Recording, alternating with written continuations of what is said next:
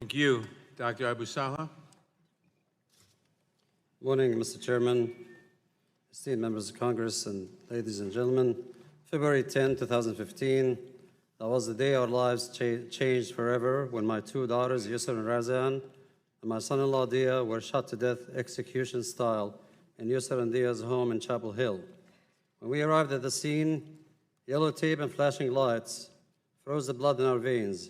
We had waited almost 6 hours before police officers confirmed that Deah, Yusor, and Razan had all been shot to death. In a desperate attempt to make it bearable, an officer whispered, and I quote, "They didn't suffer, it was swift, it was one shot to the back of the head." Well, his statement did not make it any more bearable, and nothing did.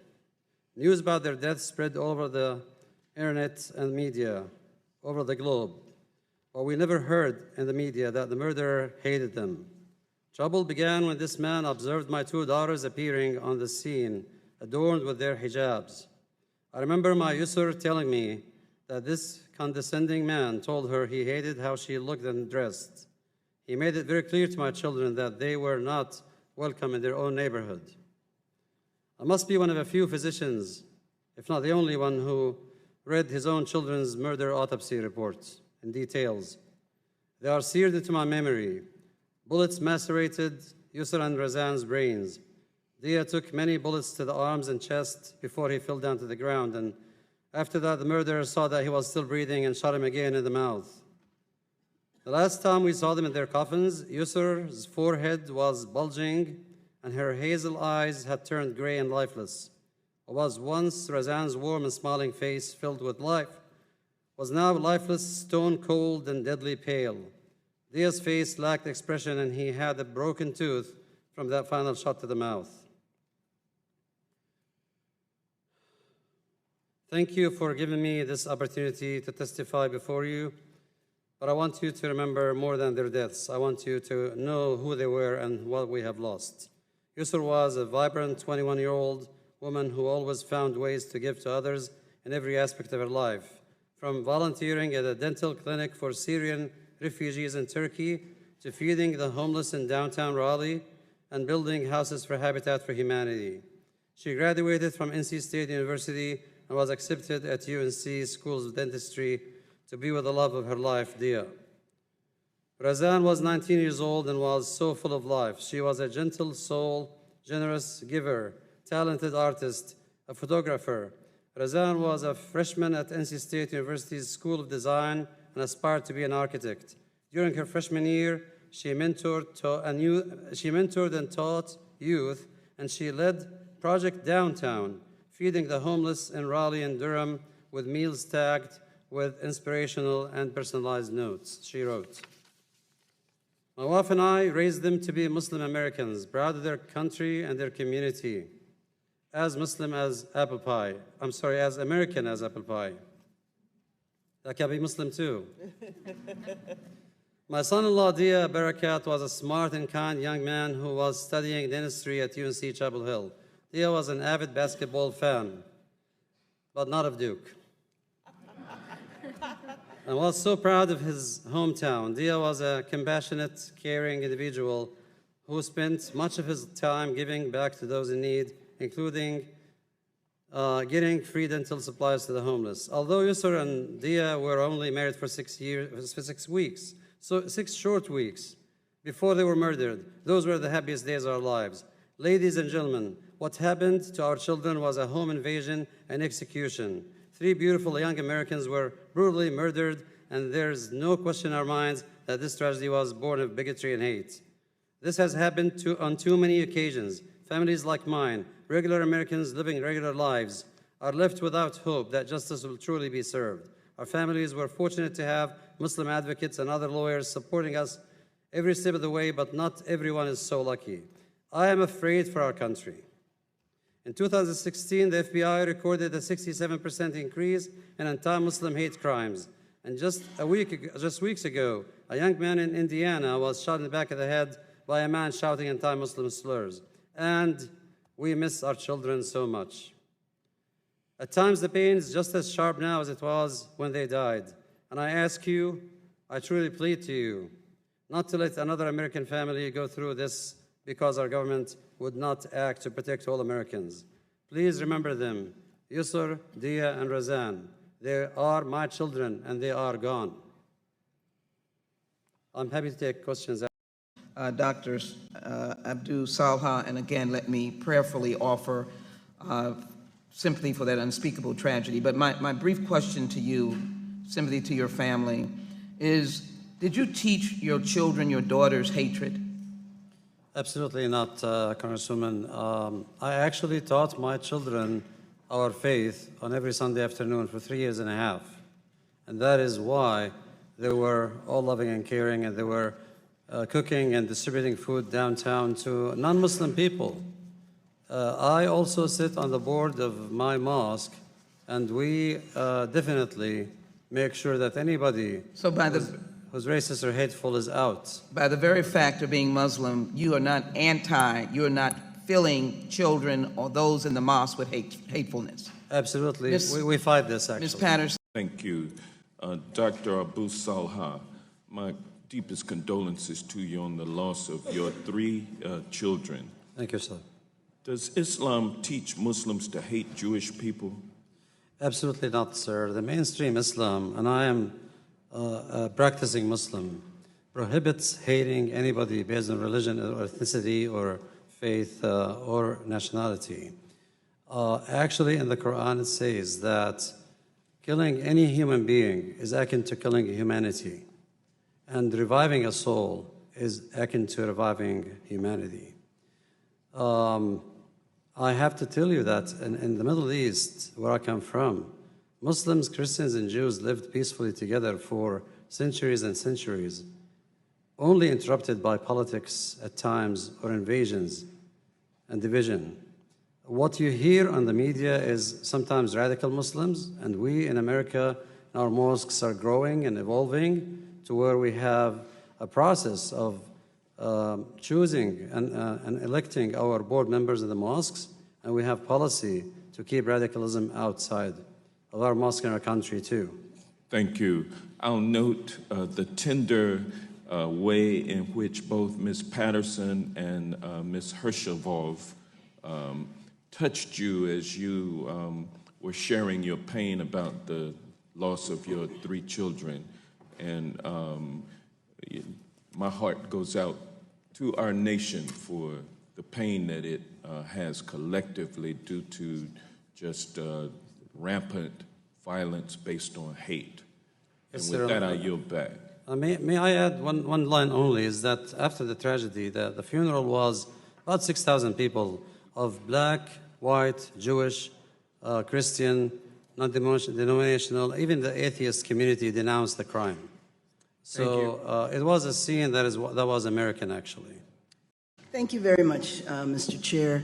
And I want to thank all the witnesses that are here today. Dr. Abu-Salha, if I pronounced your name correctly, I offer you my condolences along with everyone else, and sadly know your pain. Thank you. I wanted to know if after the tragedy, and you've been outspoken, if you have received any threats or harassment experiences of people harassing you for speaking out as a Muslim. I personally did not. I did read an email last night that warned me of coming here and testify. But after the tragedy, there was a tweet that said 3 down, 1.6 billion to go. There was another tweet that said Craig Hicks should be given the Medal of Honor and released from custody. Thank you. Dr. Abu-Salha, in your view, please tell me what resources are needed for the rising numbers of survivors of hate crimes, both immediately after an incident and in the months and years afterward. Thank you, Congresswoman.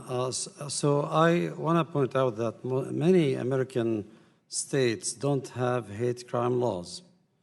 The great state of North Carolina, where I come from, has an ethnic intimidation law in place, which I cannot really understand or explain. So first of all, we have to have hate crime laws in every state. Number 2, I think we need to revisit the definition of hate crime, because it's really insufficient for us to ask that to prove it's a hate crime, the criminal had to declare why he's killing the victim. And I refer to a professor of criminology at Northeastern University, Jack McDewitt, who defined Hicks' crime as a hate crime because, number one, the given cause for the crime was trivial to the atrocity of the crime, and number two, he did pick and choose a target for his hate of religion that is the most vulnerable religion. And since I have an opportunity to speak, I would like to go back to Mr. Klein's question and emphasize that I was trained in medical school by Jewish professors. I have Jewish friends. My son has best friends who are Jewish. The Jewish community came to our rescue, and we had an interfaith night after the New Zealand massacre. But I find it troubling that Mr. Klein turned this conversation into almost an Islamophobic conversation, where I'm talking about my tragedy and my loss as a Muslim. And he calls me again on that. And also mixing the concept of what is a Jewish American versus an Israeli citizen. We're not here to discuss foreign policy. And Mr. Klein mixed foreign policy with our discussion today too much, way too much. I find myself as a Muslim American, hold on to my freedom and my privacy of thought, and I don't have to give any pledge of allegiance to any foreign power to prove my case. Okay. Thank you very much. Ms. Thank you, Mr. Chairman, and thank you for holding this important hearing. I'm not interested in sort of the false discussion over whether or not white supremacy exists in America or around the world. It does, we know it does, and we know it costs lives. I'd like to lift up Dr. Abu-Salha, your testimony.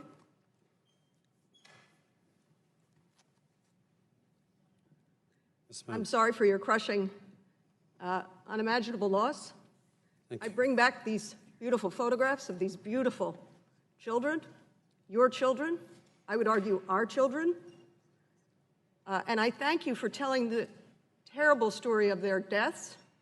But what I'm more impressed with is the story of their lives and how you carry that story and you repeat that story. Because I'm confident, I was thinking here throughout this testimony, how do we prevent further acts of terrorism based on bigotry and hatred and the notions of white supremacy? And the way we do that is to lift up stories of love. That's what you did. That's what you do as you sit here, and it is more important than I think any policy decision we can make, though I'm certain we have policy decisions to make. So I did want to just say that to you, and if I want to open it to you just for a moment for anything further you wanted to say, but again, thank you. Thank you, Congresswoman. I appreciate that, and we are proud of them. And if anything maintains us and helps us survive is their legacy, and their endowment is in excess of $1 million now for fighting bias and charity. You can visit our3winners.org and look at that. Fighting terrorism has been the top of the agenda of Muslim Americans. And I think fighting terrorism rests in practicing our Constitution and our freedoms and our rights as Muslim Americans and other Americans all together. Because when you single out any group, whether Jewish or Christian or black or Muslim, you make them more vulnerable to that radicalization. So I think fighting terrorism is something we all agree about in this country. I thank you for that. And I will take a look at your programs and that marvelous endowment, and that it is obviously an endowment of love. You could sit here and you could be filled with hatred, and instead you choose not to be. And you don't make sweeping statements about all Democrats this or all Democrats that. So I thank you. Not. I thank you for that. I wanted to. Just yesterday, the family of Army Lieutenant Richard Collins III shared their painful experience of domestic terrorism in my office. The family told me a story. Their constituents from Steny Hoyer's district. Their son, who had recently been commissioned, May 2017, was killed, stabbed in the heart by an individual inspired by white supremacist material. Here's a picture of Richard Collins. Young man, ready to report to the Army. 2 weeks after graduating from Army ROTC, College Army ROTC, stabbed in the heart while waiting for a bus. In the name of all these victims, trying to prevent them in the future, I have a lot of questions, but Ms. Hershov and Dr. Abu-Salha, I would ask you again, when our political leaders echo white supremacist, white nationalist ideas, does that inspire violence in our streets? Honestly, it does. If you are in power, if you're in charge, you're a role model. You represent your country. I don't want to name any names, but and I'm not a politician, so I don't really follow the details of everything in D.C., but it will be inspiring for our leaders to be uniting and fair and calculated when they talk about sensitive issues, and reinforce unity and solidarity of all Americans. We are the most diverse country in the world. And if our leaders do not practice that genuinely, we're in a dark path. That's all I can say. Ms. Clark, following up,